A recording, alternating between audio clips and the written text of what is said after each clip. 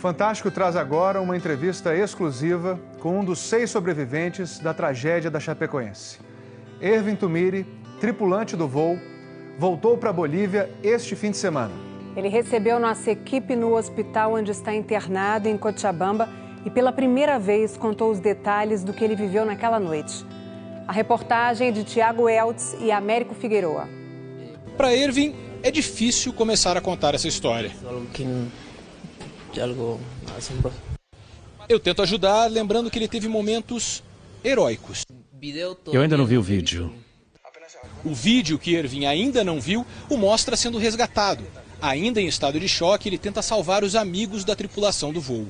Alex! O que aquele vídeo não mostra é que ele chegou sim a ajudar uma pessoa, a comissária Jimena. No momento do acidente, era como um pesadelo, porque nem eu mesmo acreditava. E eu acordei e pensei, o que foi que aconteceu aqui? E o que eu fiz foi pegar minha lanterna, iluminar e gritar, socorro, socorro, com a minha lanterna, e comecei a piscar a lanterna para que me vissem e me ouvissem.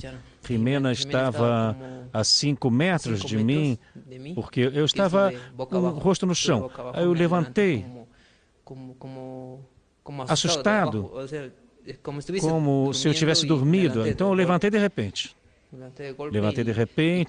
E corri em direção a ela. E eu a soltei. Ela estava presa. Bom, nesse momento a Jimena estava gritando e quando ela me viu, ela foi se acalmando, se acalmou. E eu disse, vamos embora, porque era mato, era escuro e eu pensei...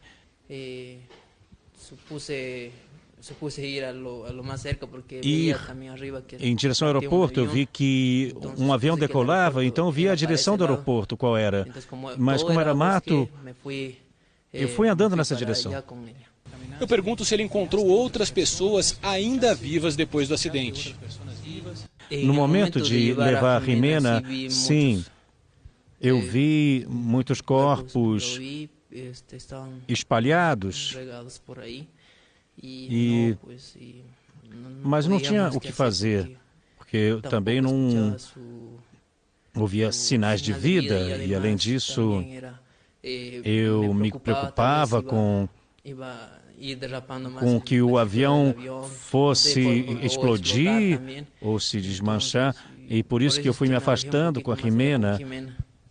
E você não ouviu nenhuma outra pessoa?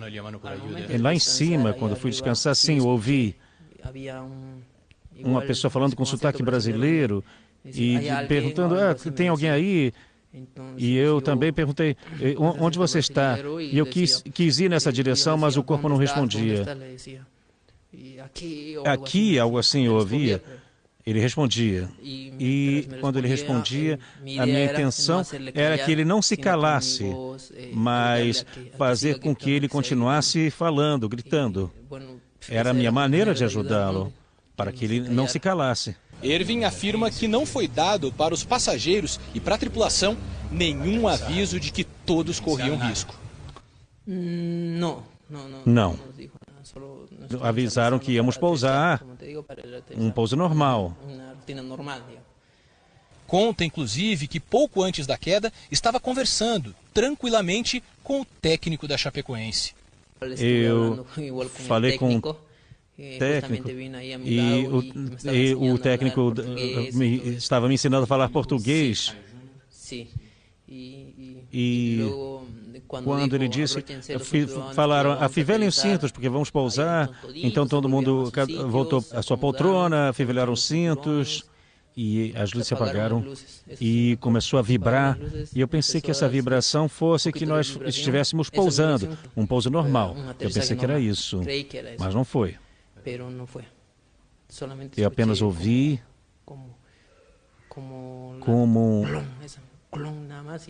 Só isso, e não me lembro de mais nada. Depois eu me levantei do chão. O trabalho de Ervin está diretamente ligado à principal suspeita sobre o que derrubou o avião, o abastecimento de combustível. Ele diz que recebeu a informação de que a aeronave seria reabastecida em Cobija, antes da chegada a Medellín, que era o destino final.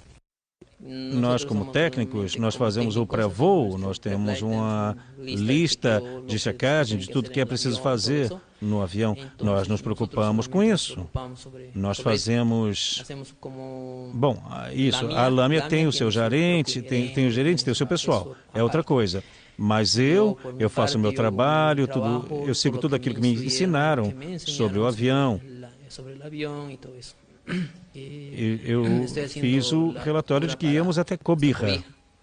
E disseram, mas tudo bem, mas no momento da decolagem eu voltei a perguntar, vamos até Cobija, não é? Não, nós vamos direto a Medellín. Sim, mas com vistas a ir até Cobija. Pergunto então se ele sabia que a autonomia de voo daquele avião era praticamente igual à distância direta até Medellín, sem nenhuma sobra de segurança. Com relação à autonomia, essas coisas, e relação da carga, e quem faz isso é o despachante de voo, e isso é a responsabilidade da Lamia. Eles sabiam qual era o peso, qual o combustível correspondente, e eles me dizem qual é o combustível e eu faço esse abastecimento. Então, eu supus que eles soubessem o que faziam. O que ele acha, então, da decisão que foi tomada? Bom, eu acho que pode não ter sido uma boa ideia do piloto ter tomado essa decisão, ou da pessoa responsável por isso, na Lamia. Ervin voltou de avião para casa. Foi difícil?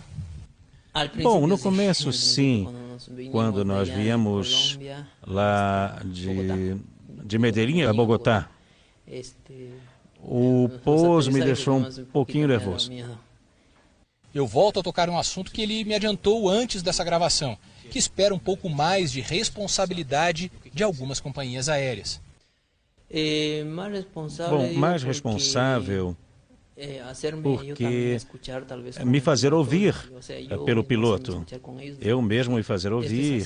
E as coisas são na base de é assim que tem que ser e vai ser assim. E então que essas decisões não sejam tomadas de maneira tão individual.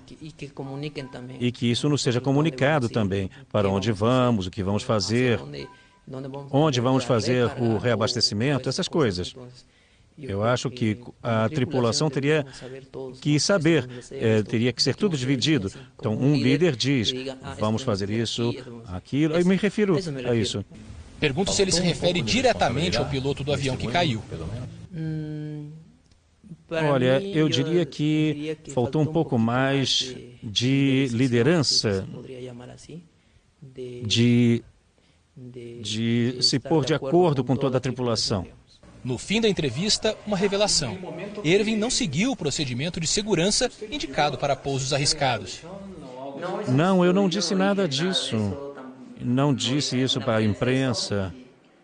É a primeira vez que eu estou falando para a imprensa.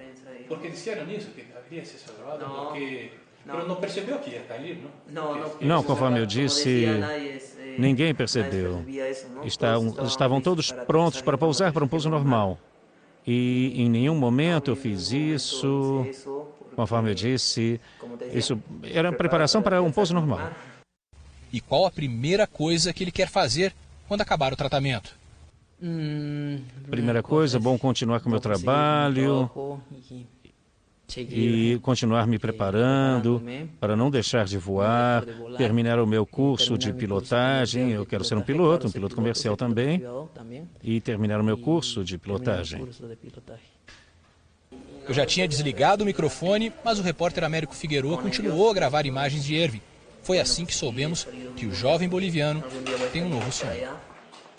Um dia eu quero ir lá para Chapecó, eu quero conhecer a cidade. Quer conhecer a cidade? Sim, eu quero conhecer a cidade. Um dia desses. Porque às vezes eu sinto Eu sinto como se eu tivesse sido salvo por eles. E eu sinto como se eles tivessem dado a sua vida pela minha. Por isso, eu quero conhecer essa cidade. Quero conhecer mais essa cidade.